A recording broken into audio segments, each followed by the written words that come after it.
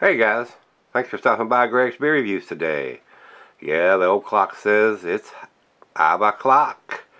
Beer 30. Let's go see what's in the fridge today.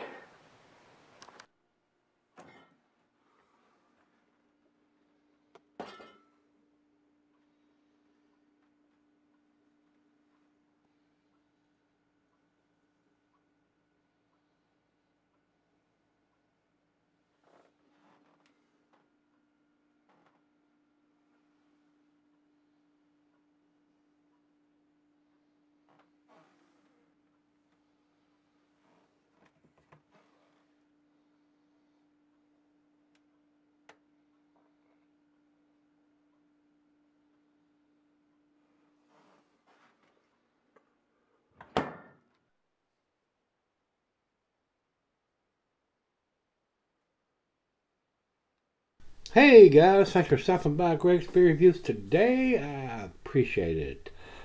Today's beer comes from Long Live Beerworks. They're up in Rhode Island. This is their Riot Girl, and it is a pale ale. And this was sent to me by my brother Greg. And the note that he sent with it says a collaboration with the Pink Boot Society. He says he had to look that one up. They're a group of advocates for women in the beer industry. And by all means, I do support that.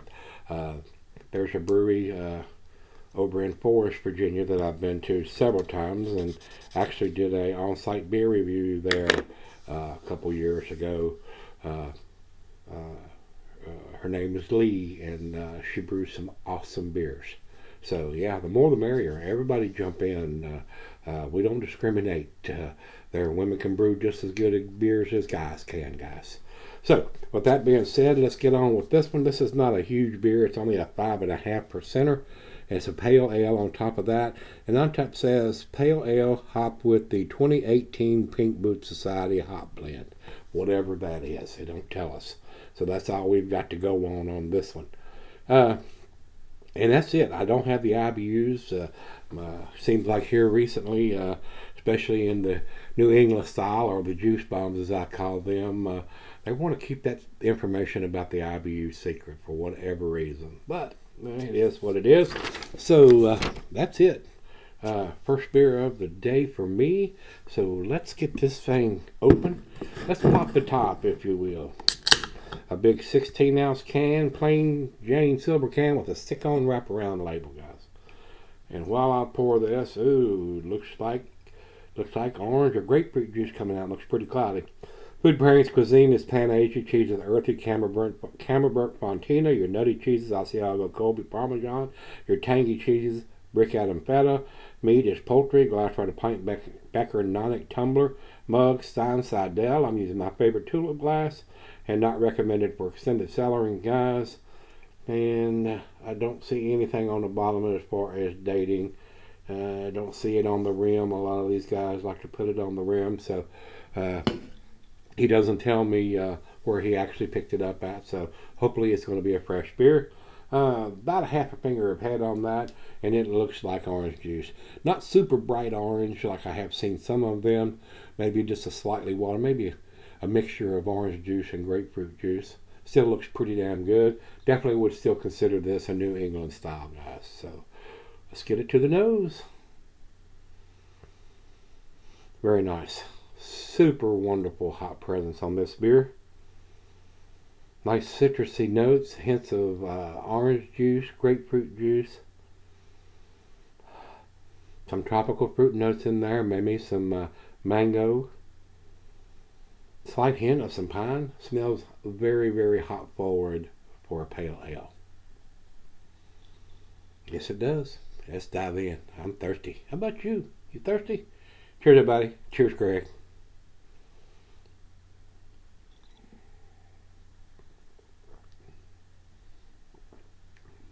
Wow. Absolutely delicious. Super smooth, easy drinking. Not getting into the alcohol. Low bitterness, low IBUs. Almost drinks like orange juice. Not bitter at all. Very well done.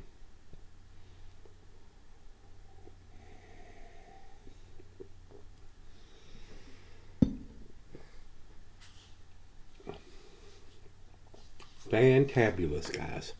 All right, before I go off camera, we're going to swirl this around to see if it changes the appearance, because sometimes that hop juiciness settles and it changes the appearance and actually the taste.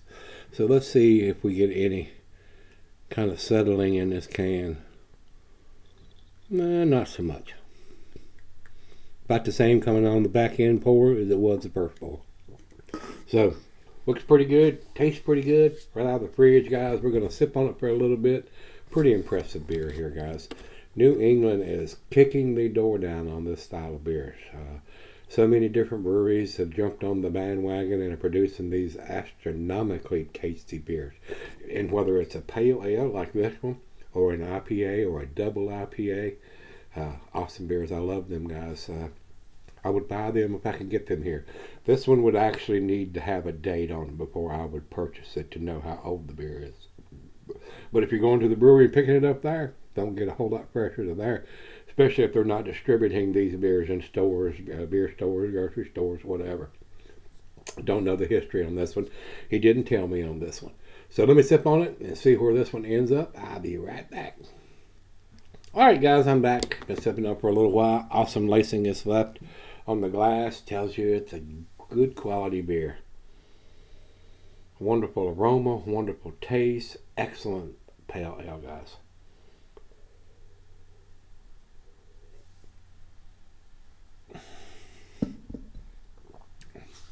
To me, guys, with not having a date on it, like I said, I don't know whether it's brewery only release. I don't have that information. It would have to have that date on the bottom of it for me to pick it up. To be honest about it, it's an awesome pale ale, especially if you like a hop forward pale ale, which this is. A very nice pale ale that's done in the New England style. Awesome. Final chug.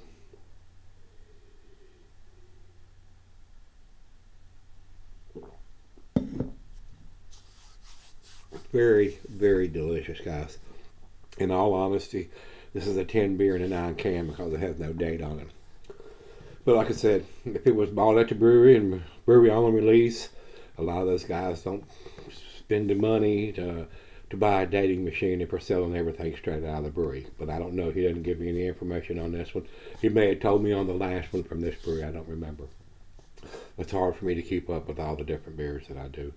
But anyway, to me, guys, since it doesn't have the date on it, I do think it's an A beer. We're just going to go make it easy. Go right straight down the middle. 95 for me. All right, over to Beer Advocate. They say 4.13 in the exceptional range. That's in their A- category. I think it's a little better than that. Matter of fact, I think it's a lot better than that. It would have got a lot better number if it had a date on the bottom of it. And Untapped has it at 4.14, also in their A- category. So even without the date, it's getting a better number for me because I am a sucker for these New England style beers, whether it's a pale, IPA, double IPA. I really, really enjoy that much hop presence and juiciness to the beer. So, with that being said, if you've had this one from Long Live Beerworks, I told you that they're up in Rhode Island. This is the Riot Girl Pale Ale. Let me know what you think, guys. And until we meet again, let's go see what's in the fridge.